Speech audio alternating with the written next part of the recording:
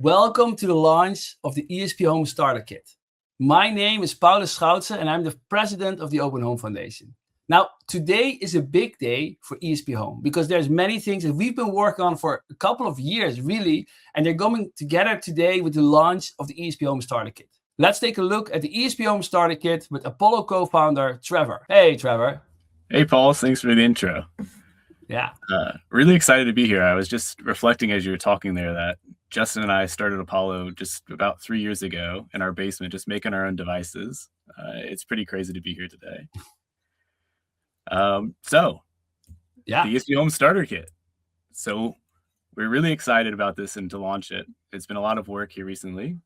And so the kit, it's an entry kit into learning electronics, programming, ESPHome, and just building your own smart home devices. The kit's for anyone. There are no prereqs or experience required. You don't need to know programming or electronics to get started. We've tried to remove as many of the barriers and scary parts as possible to make it a fun experience, and that at the end you have a real usable smart home product that you can use in your home for years to come. So you get to build real things quick, learn ESPHome, and then learn how to use them in your smart home. So what is in the kit? The kit contains a ESP32C6 board as the brain, and it's okay if you don't know what those words are. We'll help you guide you through the whole process. Just think of it as the brain. And then there are 4 different modules that you can attach to it. The kit has a button module that allows you to trigger any automation. So for example, you could put it on your nightstand and trigger your nighttime routine to turn on the lights or lock your doors and more. There's also a motion module, so that when you connect this, it allows you to detect when somebody enters the room, and then you could turn on your lights or sound an alarm. The 3rd module is for temperature and humidity. It lets you know the precise environmental characteristics of your room.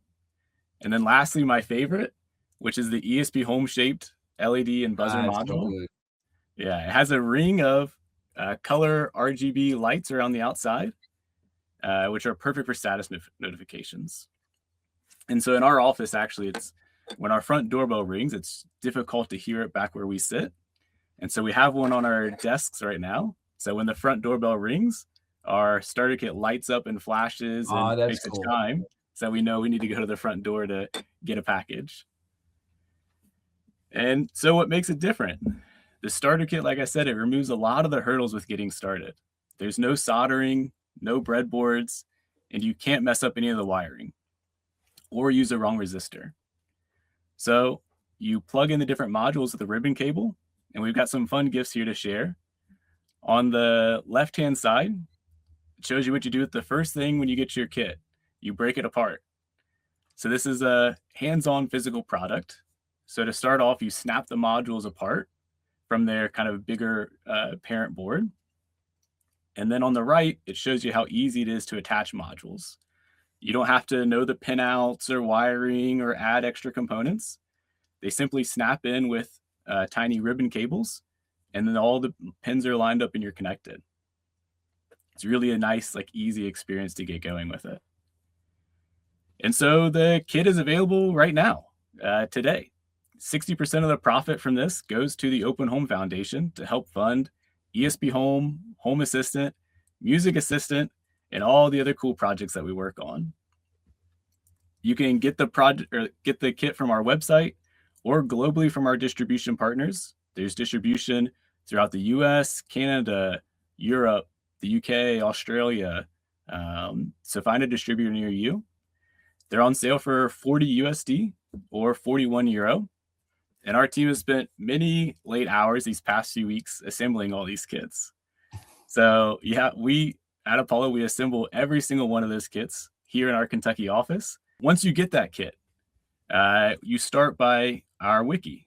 And so our team has built out an incredible guide to follow that takes you step by step, connecting each one of the different modules, learning about them, how to program them, and then how you could use those for a long-term home automation device. So shout out to Brandon and Justin on our team for making tons of pictures, GIFs, and easy to follow guides. And then we also gave early access to the kit in Wiki to some content creators and community members They gave us invaluable feedback on walking step by step through the guides and giving us feedback to make it as easy as possible. And we've invited a few of them on here. So we've got Simon from Simon Says Home Assistant is going to join. Gavin from the HomeTech.fm podcast. Hey, Simon. Hey there. From Smart Home Solver. Hey guys. Hey, good to be here. How's it going? Look, you guys all were involved in the early access program. I think maybe Simon, why you go first? Like, you've had early access. Like, what's your experience been? Paulus, it was absolutely awesome. I came across Home Assistant about 5 years, and ESPHome was one of the first things I jumped on. But for me, it was quite challenging to figure out, first of all, what ESP32 to buy, and then how to connect all the pins and put the code together. So the first thing I loved about this is the modularity. So having these little ribbon connectors just makes it so easy to stick all the different parts together. And then being able to, the new ESPHome Builder tool is just amazing, because instead of having to, first of all, find the code off the ESPHome website, paste it in, then try and figure out all the pin layouts, it's basically all there for you. You just select your components. It even tells you what the communication protocol is.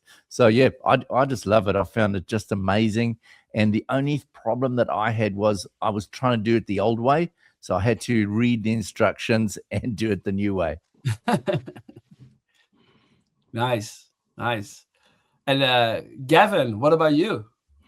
Oh, I remember the first time I got to see the starter kit coming out. I thought it was a great idea, because me personally, I did have ESPHome devices in my house all set up, but they're all pre-made stuff, and I always wished I could make my own. I had so many ideas, and everything started getting easier, especially with the ESPHome Device Builder desktop app. That just, that's a game changer right there. I've always been good with software, but when it came to hardware, soldering pins, I just couldn't get my head around it, right? And this kit just solved all of that. My first project that I wanted to do was make a pressure sensor for my pool filter. And when I told Justin from Apollo, he stole my idea, and he made it for me. And nice. It was great to see, and it's been running for months, and it works perfectly. I love it.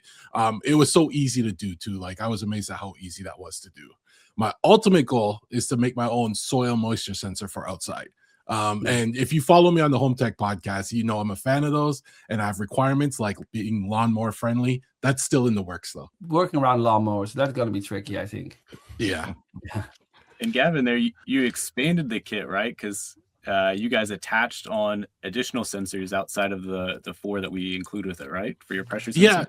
So that's the great part about this kit is I actually had a pressure sensor in my closet that I one day wanted to do a project with. Well, when this kit came along, it was the perfect time, and you could buy extra sensors and it just works. It's easy to set up. It's awesome. Nice. So Reed, how's your experience been?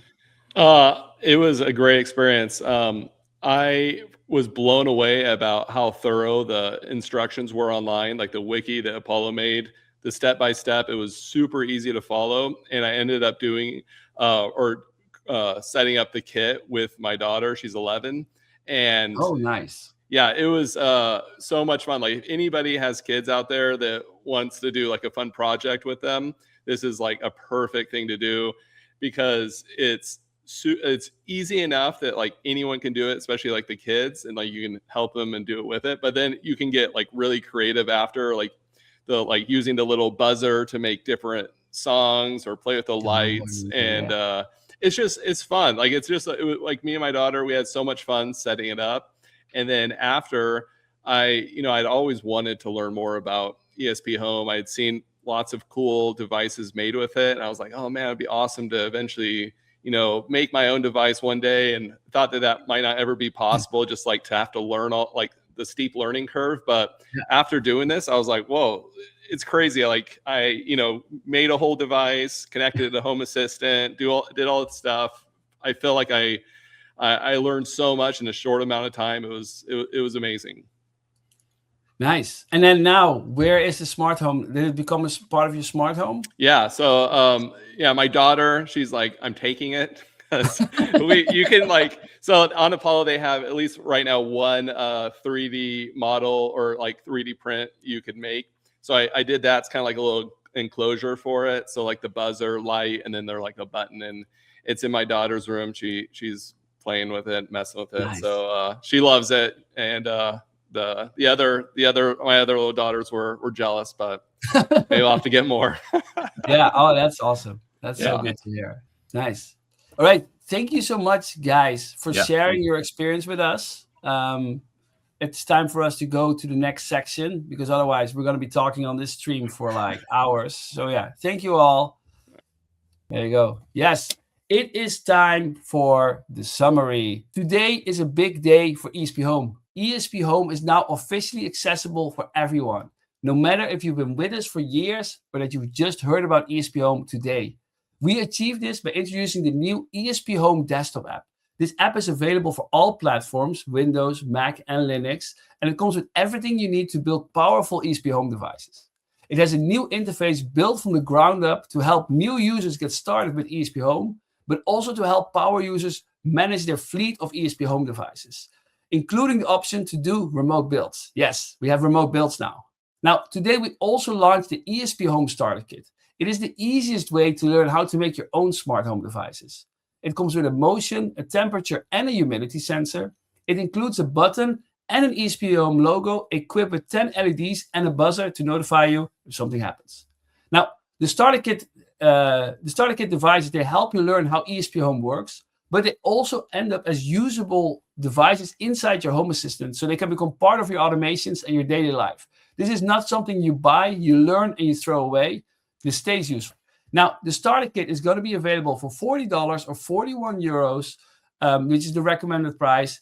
And each purchase supports the Open Home Foundation in making ESPHome, Music Assistant, and Home Assistant and other projects better. Now, go get one today, and thank you all for watching. Cheers.